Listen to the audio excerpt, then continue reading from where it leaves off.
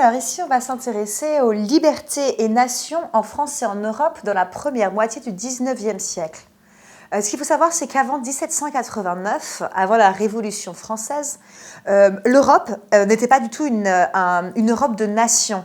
C'est-à-dire qu'il y avait seulement des souverains et des rois.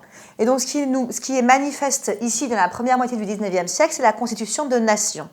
Il y a deux principes qui cohabitent. Le premier principe, c'est un principe libéral, c'est-à-dire le désir d'avoir sa propre constitution et ses propres droits. Le deuxième désir, c'est donc un désir national, celui que chaque pays soit uni. Et donc, on va se demander comment cela a émergé de la première moitié du 19e siècle. Donc, on s'intéressera à trois choses. La première chose, donc, il s'agit d'un mouvement libéral et national. Puis, on s'intéressera vraiment à l'année 1848, marquée par le printemps des peuples et une révolution en France, donc révolution politique et sociale en Europe et en France. Et enfin, nous nous intéresserons au premier combat des droits de l'homme, l'abolition de la traite et de l'esclavage. Donc ainsi, tout d'abord, il s'agit d'un mouvement qui est libéral et national.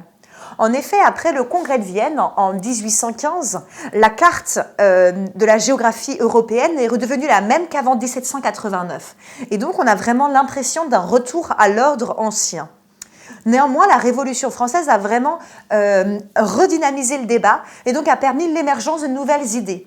Et cela va entraîner l'émergence, par exemple, des mouvements allemands et italiens. Donc, l'Allemagne et l'Italie, à l'époque, sont constitués de petits États. Et l'objectif, ça va être donc de se réunir en un même État. Donc, le modèle allemand autour de Bismarck et le modèle italien autour de Garibaldi, par exemple. On l'appellera le Risorgimento. Donc, le but, c'est vraiment donc d'unir l'Allemagne et l'Italie. Et ainsi, en 1848, on a donc affaire à un véritable esprit de 1848 et donc à de nombreuses révolutions politiques et sociales en Europe et en France. Donc l'esprit de 1848 se manifeste lors du printemps des peuples, donc ça c'est en Europe, et lors de la Révolution en France.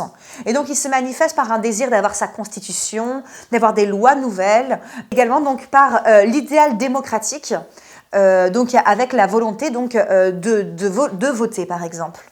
Cet esprit de 1848 est aussi marqué par l'importance des classes ouvrières et donc on arrive à l'irruption de la question sociale. Ces classes ouvrières sont perçues comme des classes dangereuses, elles font peur et donc c'est pour ça que dès 1849 on a un retour en arrière, c'est-à-dire on essaye de contraindre un peu cet esprit de 1848 et enfin en réalité là encore on a l'impression d'un retour en arrière parce que les mouvements nationaux sont faibles. En 1849 la situation de l'Europe semble être revenu à la situation antérieure. Même si ce n'est pas le cas, puisque donc de nouvelles idées libérales et de nouveaux principes nationaux sont arrivés et ont pu émerger. Et enfin, on va s'intéresser donc au premier combat pour les droits de l'homme, donc l'abolition de la traite et de l'esclavage. Les Britanniques ont joué un rôle particulièrement important. Dès 1807, ils interdisent la traite et dès 1833, ils interdisent l'esclavage. Et donc, c'est à la fois les politiques britanniques, mais aussi les églises protestantes qui jouent un grand rôle pour l'abolition de cette traite et de cet esclavage. Au contraire, la France hésite. L'esclavage a été aboli en 1794, mais rétabli en 1802. Et en réalité, il faudra donc le combat de Victor Schœlcher pour que l'esclavage soit définitivement aboli en 1848. Enfin, on peut remarquer un véritable écart entre les lois et leur application. Même si les lois sont votées, la traite atlantique demeure et le Brésil abolira la traite puis l'esclavage uniquement en 1888. Donc c'est un combat qui se fait vraiment dans le temps et qui est parfois différé en fonction des pays.